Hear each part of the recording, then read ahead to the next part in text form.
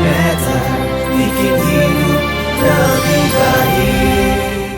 Ketika Rasul Paulus menulis surat kepada jemaat dan memberikan sebuah himbauan supaya setiap orang percaya harus berakar di dalam Kristus, itu bukan sebuah surat himbauan begitu saja. Itu ada sebuah alasan di balik semua yang diucapkan. Saat itu kekristenan sedang menghadapi tantangan. Aniaya datang dari pemerintahan Romawi dan orang-orang Yahudi yang tidak menyukai kehadiran orang Kristen. Begitu banyak mereka yang dikejar-kejar. Mereka harus bayar pajak 2 kali lipat.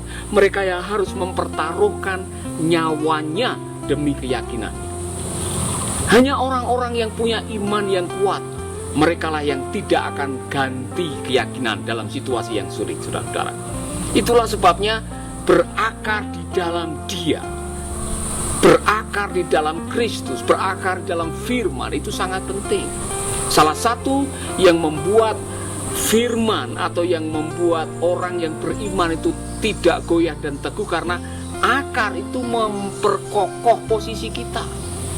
Bayangkan ini pohon yang begitu kuat, akarnya begitu besar, begitu kokoh, begitu kuat.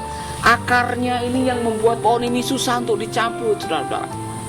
Kalau ada yang berani mencabut atau ada orang yang ingin mencabut, ini dibutuhkan mungkin satu kampung ini untuk bisa mencabut pohon ini. Mengapa? Karena akarnya begitu kuat. Demikian juga ketika kita berakar di dalam Kristus. Kita berakar di dalam firman yang kekal. Kita berakar dalam sebuah fondasi yang tidak mudah berubah.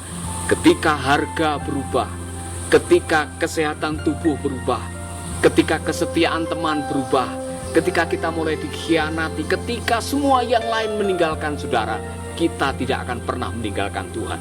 Karena apa? Iman kita kepada Tuhan yang memperkokoh keyakinan kita.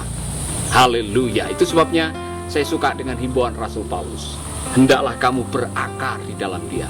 Jadi kalau kita menghubungkan dengan Yeremia, saudara-saudara, orang yang mengandalkan Tuhan itu disebut bahagia. Kemudian kita membaca apa yang dikatakan Rasul Paulus, hendaklah engkau berakar di dalam Dia. Kemudian kita ingat apa yang dikatakan oleh Tuhan, jikalau kamu tinggal di dalam aku dan firmanku tinggal di dalam kamu, minta apa saja. Kemudian kita ingat kata pemazmur, berbahagialah orang yang kesukaannya merenungkan firman Tuhan siang dan malam. Ia seperti tanaman yang ditanam di tepi aliran sungai, berbuah pada waktunya, daunnya tidak pernah layu, apa saja yang diperbuatnya berhasil. Itulah manfaat akar, itulah manfaat fondasi yang kuat, itulah manfaatnya memiliki keyakinan yang kuat terhadap kebenaran firman. Amin. Saya ingin mengajak saudara-saudara belajar dari firman Tuhan setiap hari. Usahakan sebelum saudara melakukan kegiatan apa saja, dahulukanlah merenungkan kebenaran firman Tuhan. Ada istilahnya orang Amerika NBNB, no Bible, no breakfast. Kalau kita belum membaca firman Tuhan, tidak sarapan dulu. Karena firman itulah yang akan membuat kita tahan banting, kuat. Dan dalam situasi apapun juga kita akan terus bertahan mengiring Tuhan. Haleluya. Ada sebuah nyanyian yang saya suka. Hidupku hanya ditentukan oleh perkataan firman Tuhan.